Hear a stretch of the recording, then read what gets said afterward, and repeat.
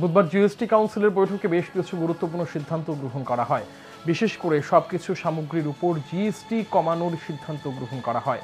22 September থেকে এই সিদ্ধান্ত কার্যকর হবে। বৃহস্পতিবার এই নিয়ে নিজের প্রতিক্রিয়া ব্যক্ত করতে গিয়ে মুখ্যমন্ত্রী ডাক্তার মানিক সাহা জানান, প্রধানমন্ত্রী 15 আগস্টের ভাষণে জিএসটি কমানোর বিষয়ে ইঙ্গিত দিয়েছিলেন। বুধবার কেন্দ্রীয় অর্থমন্ত্রী জিএসটির বিভিন্ন স্ল্যাব কমিয়ে 2টি স্ল্যাব রাখার বিষয়ে ঘোষণা দিয়েছেন। এটা অত্যন্ত আনন্দের বিষয়। তার জন্য প্রধানমন্ত্রী কেন্দ্রীয় অর্থমন্ত্রীকে ধন্যবাদ জানান মুখ্যমন্ত্রী ডাক্তার মানিক সাহা। অত্যন্ত আনন্দের বিষয়। আমরা মাননীয় প্রধানমন্ত্রীজি একটা ইঙ্গিত উনি দিয়েছিলেন এবারের 15 আগস্টে ওনার যে ভাষণ লালকেল্লা থেকে, এবং সেটাই আমরা দেখলাম কালকে আমাদের মাননীয় অর্থমন্ত্রী সীতারামনজি ঘোষণা দিলেন। এবং এটা খুবই ভালো যে এতগুলো স্ল্যাব রাখার চাইতে জিএসটিতে 2টো স্ল্যাব এখন রেখেছে, আর একটা প্রয়োজনে কয়েকটা বিশেষ বিশেষ জায়গায় রাখবে।